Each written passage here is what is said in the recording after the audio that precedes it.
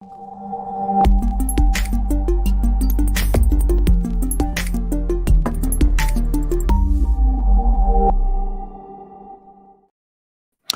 everybody. Welcome to today's episode of the Law of Self-Defense, brought to you from. All right, let me fix that feedback. Brought to you from Las Vegas, Nevada, where I'm currently residing for a couple of days. Welcome, everybody. Let me make sure I'm streaming everywhere I need to be. I am, of course, attorney Andrew Branca. Has to be manual applause because I don't have my soundboard with me to do the automated applause, but I hear you in spirit. Let's see. Yes. Okay. We're streaming on YouTube. We're streaming on Twitter. We're streaming. I don't know about Rumble. Let me see. And the Law Self-Defense member stream is working. And come on, Rumble. Let me know. Yes. All right. So here, today, we're going to talk about an opinion piece that was written by my good friend, Kurt Schlichter. Kurt's a lawyer out of Southern California, out of the LA area. We met many years ago, right around the George Zimmerman trial. Been friends and had a mutual admiration society ever since. Kurt writes opinion pieces, I think, every week for townhall.com. Sometimes those get licensed out to other venues as well. And he's just a classic. Well, he's a man of my own generation, a classic, a genuine American citizen who loves his nation and is fighting against the forces that want to tear America down. And he does it every week in his columns. And of course, he's also well known for his series of books. He's written many books. My favorites of his are the Kelly Turnbull series, fictional novels. There's a link to the first of those in the description of today's show, People's Republic. But I think he's up to 7 or 8 in the series at this point. And I think you'll really enjoy them. It's basically, just imagine 1980s conservative kind of superhero, masculine man fighting the forces of woke, fighting the danger hair people. So a big fan of Kurt's. In fact, I'm going to have lunch with Kurt later this week down in LA. So I'm really looking forward to that. And when I do, I'll talk to him about having him as a guest on the Law of Self-Defense show, if that's of interest to all of you. I would certainly be happy to do that. Before I jump in, so what I'm going to do today is read Kurt's column, which is entitled, We Must Defend Self-Defense. I've not yet read it. It only came out yesterday, so it'll be a cold reading. Both of us will be getting it first exposure, the first time right here on the show, and unless, of course, you've already read it yourself personally, but I have not. And hopefully I won't mangle it too badly, and hopefully Kurt won't be upset that I'm reading his column, because I think you're generally supposed to be a subscriber to get access, but hopefully he won't mind, given that I'm pimping his books and townhall.com as well. So I urge you all to subscribe to Town Hall and take a gander at Kurt's excellent books. Before we jump in, of course, we do have to mention the sponsor of today's show, which is none other than American Law Courses. The summer semester is starting up in just a few days now, May 17th, with our constitutional law class. American Law Courses is where we teach traditional American law in the traditional American way. These are law school level courses taught at a fraction of the time, commitment, and cost of law school, and without any of the political toxicity that so plagues law schools today.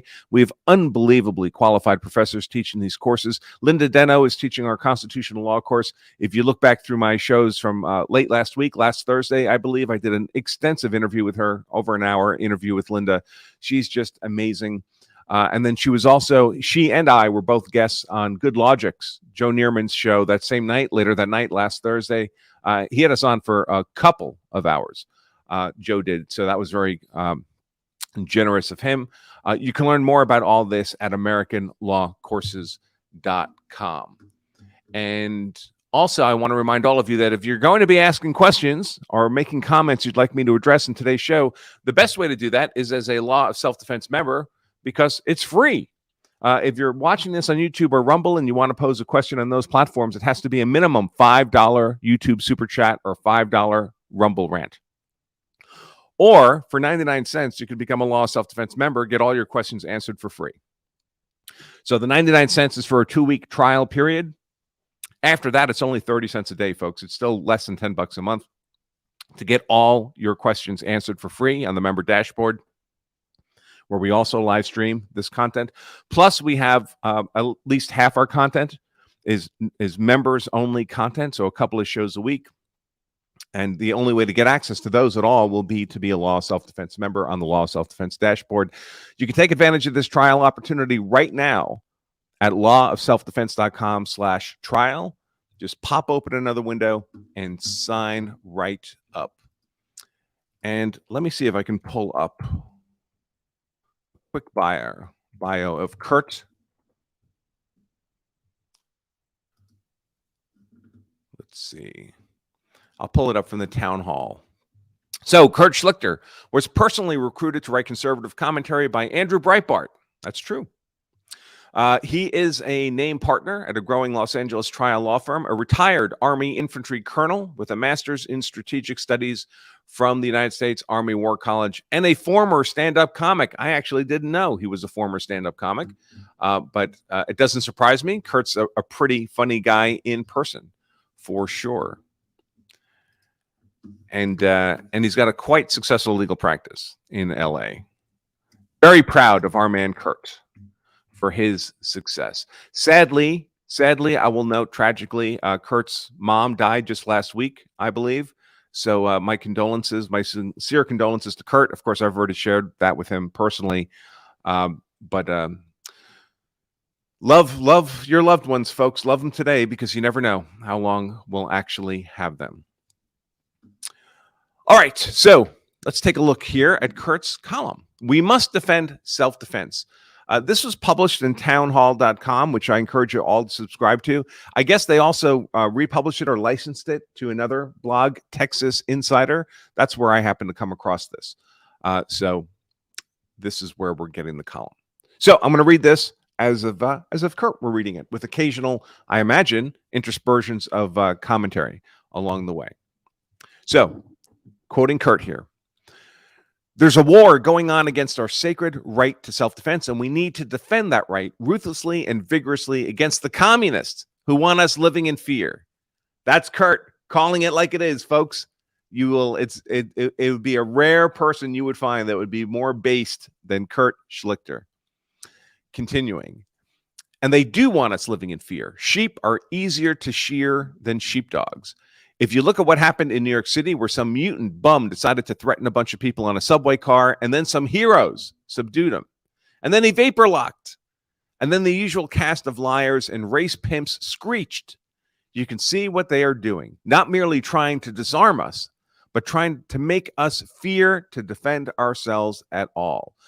And I see this very commonly in many of the blue states, that somehow they're foiled in their efforts to take our guns away from us outright. Even when I lived in Massachusetts for 25 years, I had a concealed carry permit in Massachusetts the entire time I lived there. But I was also very aware that, heaven forbid I ever used that concealed carry gun, they would make me pay a heavy price for it. So even when they can't take your gun away per se, they'll inspire such fear of the punishment you'll face, even if you use it lawfully, that it has a chilling effect on people exercising their Second Amendment rights. Continuing with Kurt, they want you terrified and impotent in the face of their unofficial militia, the criminals. That feels true, doesn't it? Kurt, the right to keep and bear arms means nothing if you're going to get jammed up whenever you have to use hot lead to stop the latest trans shooter or junkie with a knife or carjacker or schizo hobo or whatever. Which is the idea? I have to concur with Kurt there. Continuing. So, it is the guys defending the citizens on the train who are being treated as criminals, and the terminated criminal who's being treated as a hero. The message is clear. Accept that you must accept abuse. Understand that this moral inversion is all a lie. The stiff was a scumbag who was a fugitive for attacking a 67-year-old woman. They just want to exploit his justified death. So yes, Jordan Neely had an outstanding outstanding arrest warrant for felony aggravated assault on a 67-year-old woman for punching her in the face. Continuing. This is happening all over the country in the blue cities, thanks to the Soros prosecutor conspiracy. And if you don't like me criticizing Soros, shove it. Time to stop this madness, at least where we can at the moment. Time to clearly side with the normals over the criminals who the ruling caste is using as a tyrannical cat's paw. Their wicked plan is perfectly obvious: to criminalize normal people and normalize criminals. Thieves, bums, losers, junkies, whores, and other trash, they are the heroes in this morally bankrupt morality play, and we normals are the villains. The first step to fighting back is to see the truth, and the truth is right there. You just have to be hard enough to accept it and to not allow them to leverage your empathy or compassion into tolerating having to be afraid as some sort of price you owe for the crime of not being a lowlife. They want us quiet, complacent, and obedient. They want a society where we live in fear. Not them, though. This subway vermin did not invade the Met Gala last week. Hell, he would never get anywhere near the princes and princesses and prince X's strutting around in their zillion-dollar gowns. Rubbing shoulders with social detritus is for you little people forced to ride public transportation. Just wait until we ban your cars and trucks and you have no escape. The cost of the bourgeoisie's moral posturing is to be paid by you and me, not by the preeners. Continuing with Kurt, to hell with that. No one wants you disarmed so you can protect yourself more. They want you to be vulnerable. The hell with that. Buy guns and ammunition. I concur, folks. Don't wait until it's too late. Mostly, it's about having the gun, period. Right now, it is open season for normal people, Kurt continues. I say we make it open season on criminals. We can't do much about this right now in the big blue cities and the big blue states.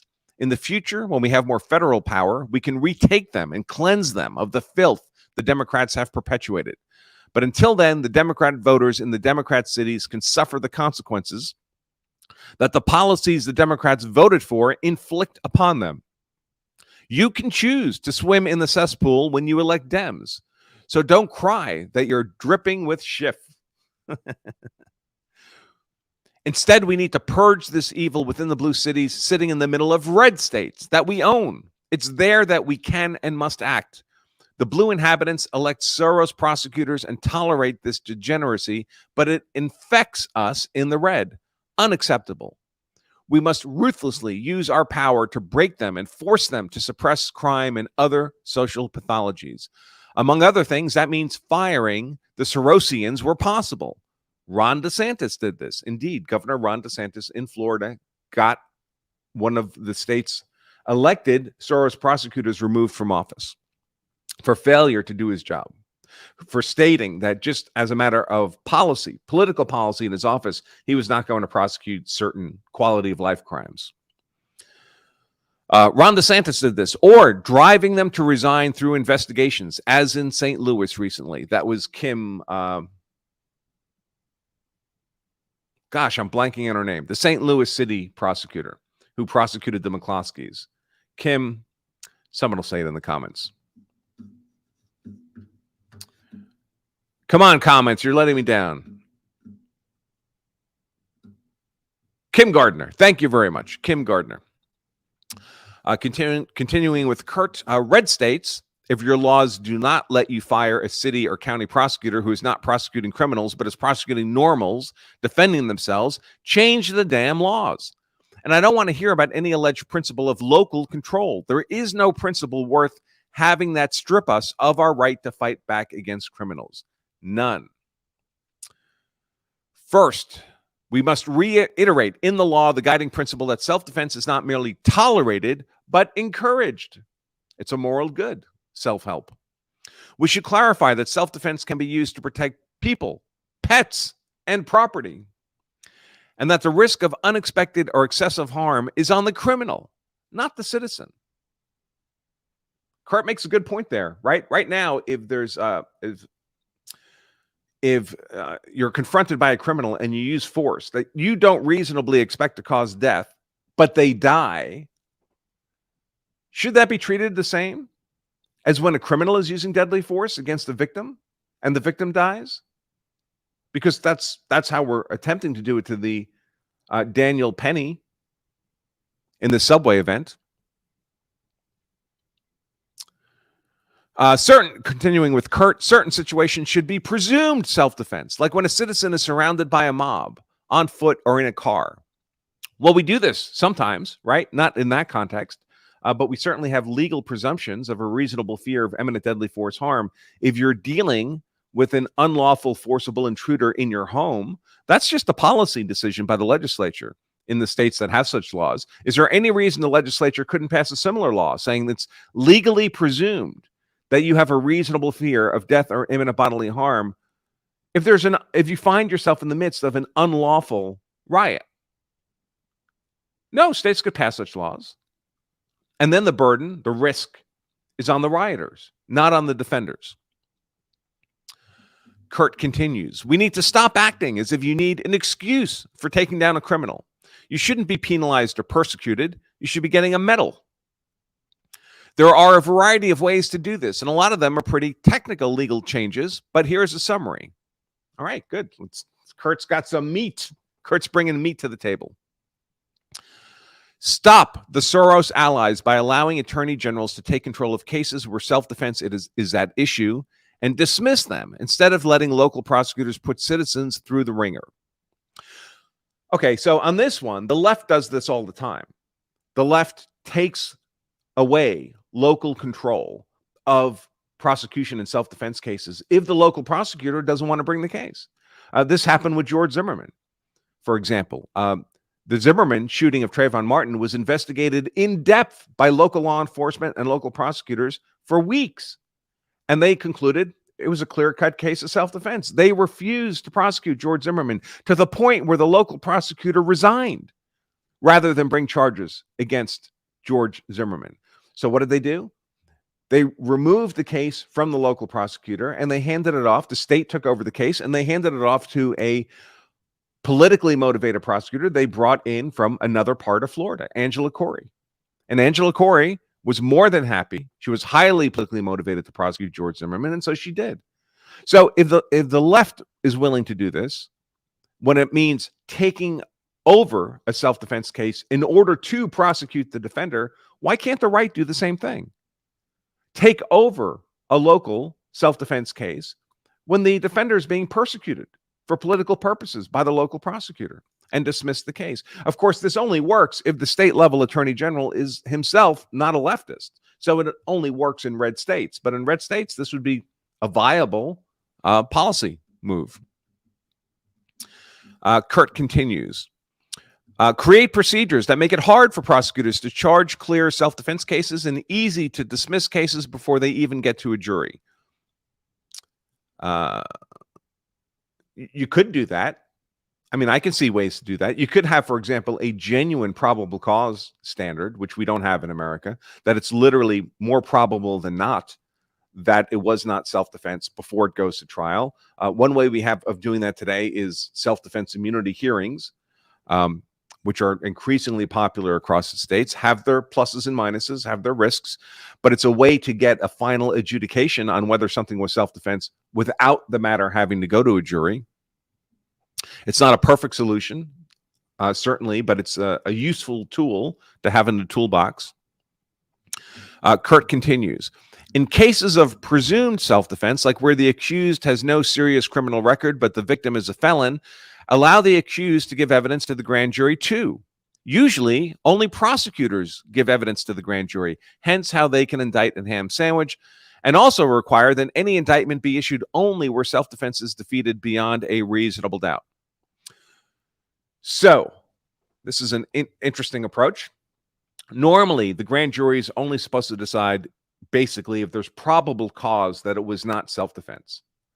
Really probable cause that a crime was committed. Often there's no need for the prosecutor. Only the prosecutor speaks to the grand jury for all practical purposes. So the grand jury only hears the prosecutor's side. So the grand jury may never hear an argument of self-defense at all. So the first thing you'd want is for the grand jury to hear the argument of self-defense, meaning the defense has an opportunity to speak to the grand jury too. That's one part of what Kurt's suggesting here, advocating for. The other part he's advocating for is that normally the legal threshold at the grand jury hearing is probable cause, which is like 51%, basically a preponderance of the evidence, or should be.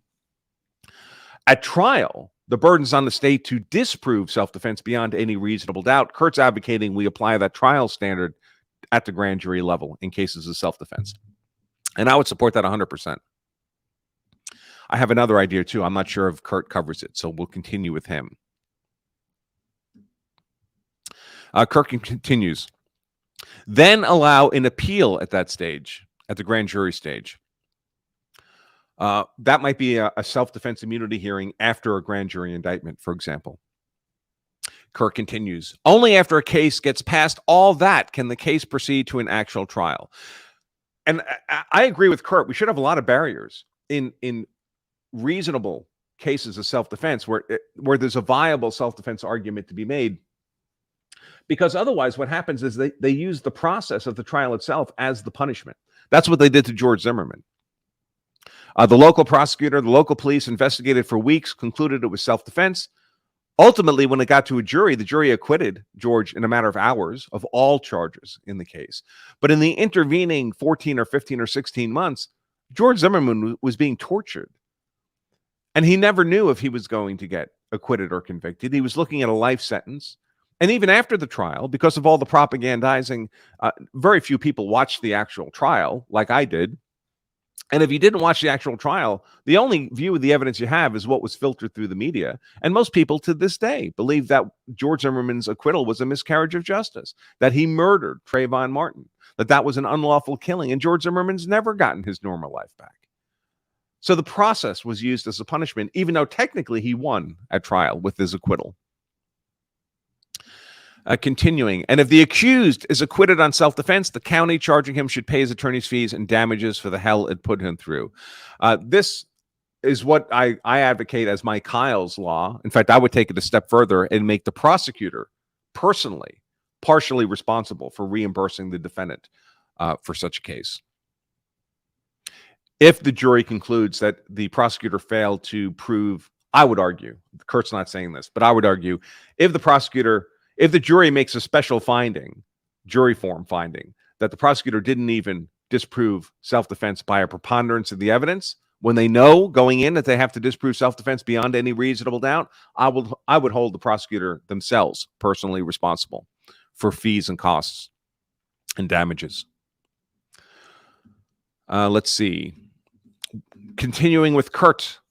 We must make it easier to win on self-defense cases. Require the state to prove beyond a reasonable doubt that it was not self-defense. An accused must typically prove a defense, but the burden of proof should be flipped to make the prosecutors prove it, again, beyond a reasonable doubt. So Kurt's legal expertise is in civil law. He may not be aware that, in fact, the burden on self-defense is on the state to disprove self-defense beyond a reasonable doubt, but only once you get to trial. What I like about what Kurt's been suggesting is he's been suggesting applying that very high burden of proof to the state before you get to trial, because their earlier thresholds are much lower than having to disprove self-defense beyond a reasonable doubt. And if you only apply the heavy burden in the context of the trial, then the trial's readily used as a weapon against the defendant, even if the defendant's acquitted. Continuing with Kurt, and juries need a full picture of who the victim was. Usually, character evidence is hard to admit to show a person acted a certain way at a certain time, and self-defense cases require the victim's entire criminal record, including uncharged crimes, be admitted to show that the victim was likely the aggressor. I would support this 100%. 100%. So I think we have a policy error in criminal defense law, evidence law.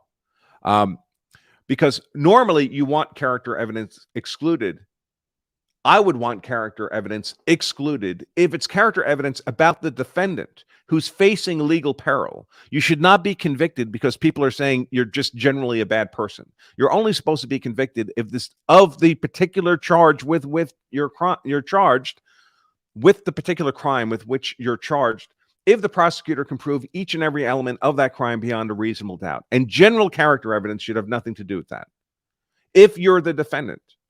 But in self-defense cases, the character evidence that really explains the event is generally not that of the defendant, but of the person against whom the defendant used force. That guy's a bad actor. He attacks people all the time. That's why the defendant found himself in a position having to defend himself. That character evidence of the person not at legal peril of being convicted. They're not the defendant. They're the victim of the defendant's use of defensive force. That person's character evidence should be admissible to inform the jury on how this event may have come to be. I certainly agree with that. Kurt continues. Self-defense is often treated as something society tolerates. It should be celebrated, and the court should read the jury an instruction such as the following. All right, so Kurt's drafted up a model jury instruction here. Let's take a look. It is the right of every citizen to act in defense of himself, his family, his pets, his property, and his community. It is reasonable to use physical force in order to protect these things. Physical force sometimes leads to injury or death, but our state recognizes this is the risk that a criminal takes in committing crimes. Sometimes, in retrospect, we must see alternative courses of action, but that is not sufficient to convict the accused defender. You will presume that the accused acted lawfully unless you are convinced by the evidence beyond a reasonable doubt that the accused knew he was not acting in self-defense and intended to cause unlawful injury to the innocent victim. Otherwise, you must acquit. So that's Kurt's jury instruction. It's all good stuff. Some of it actually is law already. For example, you are presumed innocent until proven guilty beyond a reasonable doubt. And the state already has the burden to disprove self-defense beyond a reasonable doubt, but often these legal burdens are not adequately communicated to the jury. Because the only person who's supposed to communicate these legal burdens really is the judge. The lawyers are generally not allowed to talk to the jury about the law itself. The jury will be instructed on the law at the end of the proceedings before they go into deliberations. And if the judge is, hostile to the self-defense narrative in particular case, he just quick talks through all that self-defense language and doesn't give it much weight or much emphasis. It would be nice if a judge can allow a defense to go into more depth on self-defense law if they want to, but perhaps it should be non-discretionary. The defense should simply have that privilege. Kurt continues. Also, there should be no retrial on a hung jury in such cases. That's interesting. So normally, of course, if there's a criminal prosecution and there's a mistrial because of a hung jury, you don't have a unanimous jury conviction verdict either way, guilty or not guilty. The prosecution is free to retry the defendant. The difficulty with that, for our purposes, is that if criminal trials, self-defense trials, killing cases, so you shot someone in self-defense, they died, and now you're charged with murder or manslaughter, are horrifically expensive. Most of the cases I consult on, the defense goes through a couple $100,000 in legal defenses before the trial starts. And then it just goes up from there. Well, a lot of people, don't have that kind of money sitting under their mattress. It's a heavy burden to meet those kinds of legal expenses in your first trial. What if there's a mistrial, a hung jury, and the prosecution decides to try you again? How many resources do you think most people are going to have for a second defense in a second trial? They have nothing. They're broke. And we'd like to think we live in a world where the amount of resources you can bring to the legal fight doesn't matter, but it matters. And of course, the prosecution knows this. The prosecution knows you're going to be broke for the second trial. They know they're going to have an easier fight the second time. So they're eager to do it. So what Kurt's proposing here is if it's a self-defense case where the trial court allowed you to argue self-defense to the jury and it's a hung jury, the option of a retrial should be taken off the table from the prosecution. Kurt continues. Further, appellate courts should review self-defense cases de novo. That should be DE, not BE. I guess it's just a typo there. de novo, meaning they do not need to defer to the findings of the jury. So this is kind of a technical legal point, but I think it's an interesting one. So normally, of course, when you're at trial, all the legal presumptions are in your favor. You're presumed innocent until proven guilty beyond a reasonable doubt. But once you're found guilty, then the presumptions are reversed. It's presumed that you're guilty. It's presumed that the jury got it right.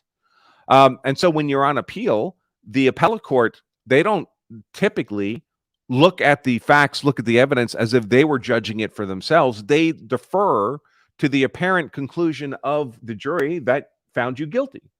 So the evidence is seen in the light most favorable, most consistent with your conviction.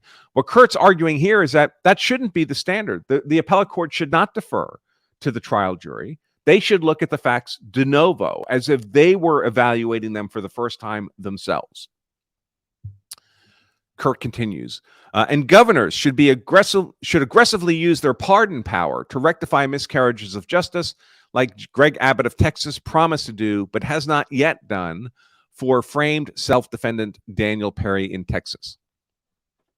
Again, of course, I don't have a problem with this approach, but it would only work in a red state, right? Because if you're in a blue state, the governor's a leftist, and he's not going to pardon, especially in a politically troublesome case. And by the way, all pardons are really political decisions. They're not legal decisions. And so the governor, and in Texas, whatever that pardon board is called, that first has to conclude themselves that a pardon would be reasonable before it even gets to the governor's desk. Both those parties, that board and the governor, are only going to pardon if it's in their political interest, if the political benefits outweigh the political negatives. And in the Daniel Perry case, that's become problematic now with some of his text messages that were released after the trial that were not admissible in evidence against him. They don't have legal consequences, but they do have political consequences. And of course, this is reported by the media, so I don't know if it's true, but I read one report where Daniel Perry was having online conversations with young girls, underage girls, which simply, I mean, it makes it very difficult to continue looking at him in a politically favored way. So Daniel Perry may have really damaged his own prospects for getting a pardon by his own internet, social media conduct. We'll have to wait and see. It wouldn't surprise me when Greg Abbott promised to pardon Daniel Perry. It was before this internet stuff came out. That's changed the political dynamic. I don't see Greg Abbott still promising today to pardon Daniel Perry. Do you? I mean, maybe I'm wrong about that, but I haven't seen it. Seems to me like the governor's gone pretty quiet on the pardon issue since Daniel Perry's other social media stuff has come out.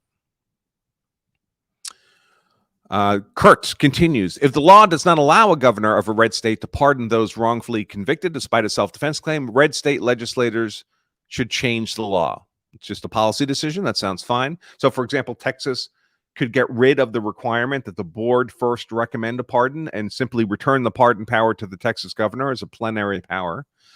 Just keep in mind, the power you give the governor you like is also the power that's going to be held by the governor you don't like if the political winds change. Kurt writes, we're sick of criminals. We must fight back, and we must stop the left from preventing us from canceling self-defense. Right now, we have the power in red states to create the proper relationship between criminals and citizens. Criminals should live in fear, not citizens. And that's it. Oh, here. So I guess there are 7 books in the Kelly Turnbull Get Inferno. Inferno's the title of the book. The 7th book in the Kelly Turnbull People's Republic series of conservative action novels set in America after a notional national divorce, as well as his nonfiction book, We'll Be Back, The Fall and Rise of America. And I put a link to the Amazon Kelly Turnbull People's Republic, the first book in the series, but that'll show you all the books in the series. And Kurt's, if you liked this op-ed piece, Kurt's nonfiction work is just book-length content like this. It's great stuff. All right, so now I will see if there's any questions or comments that need to be addressed. If you're a Law Self-Defense member, for free, put those in the member chat. I'll take a look at those now. If you're on YouTube or Rumble, they need to be a $5 minimum. YouTube Super Chat or a $5 minimum Rumble rant. Or, folks, you might simply become a Law Self-Defense member right now for 99 cents And instead of paying $5 a question, get all your questions answered for free as a Law of Self-Defense member. And you can do that at lawofselfdefense.com/trial. All right, let's see. Law of Self-Defense member chat. Yeah, not many questions. Kurt is exceptionally based, says Jay. Law of Self-Defense member Jay tells it like it is. He certainly is. Let me see if there's any super chats. There is. Brian, $10 super chat. I don't have my ka-ching sound effect, Brian, because I'm on the road. But Brian, thank you very much for your $10 super chat. He writes, Schlichter is the man and based AF. I assume you all know what that means. Everyone should be reading everything he puts out. I agree. I am a super fan of Kurt for sure. And nothing on Rumble. All right, folks. So relatively short show today. Thank you all for joining me. I really appreciate it. Again, I'm going to be having lunch with Kurt later this week, and I'll ask him, if you're all interested, I'll ask him to come on the show as a guest. And I expect he'll say yes. But yeah, that'll be great. I'm looking forward to seeing Kurt again. It's been a minute since we had a chance to hang out together. And let's see. That's I guess that's about it. Except I'll remind you all again about our sponsor, American Law Courses. Our law school level courses taught at a fraction of the time and cost of law school by genuine experts in their fields. We have constitutional law starting up May 17th. Just a couple weeks. This is a live semester-long course on constitutional law being taught by Linda Deno. You can go back to my shows last Thursday and see an interview of Linda by me, about an hour in length, and see just how brilliant she is. We have payment options. We have bundles of courses you can sign up for. If you sign up for all the courses, and there's 7 or 8 of them now in the curriculum, it's like it turns out to like $500 a course for law school level education, folks. We can't possibly make it any less expensive than that. You can learn more about all of that at AmericanLawCourses.com. May 17th is when that live semester-long summer semester constitutional law class starts up. Learn more about that at AmericanLawCourses.com. All right, folks. Well, that's it for me from Las Vegas. If I do a show tomorrow, it will be from LA.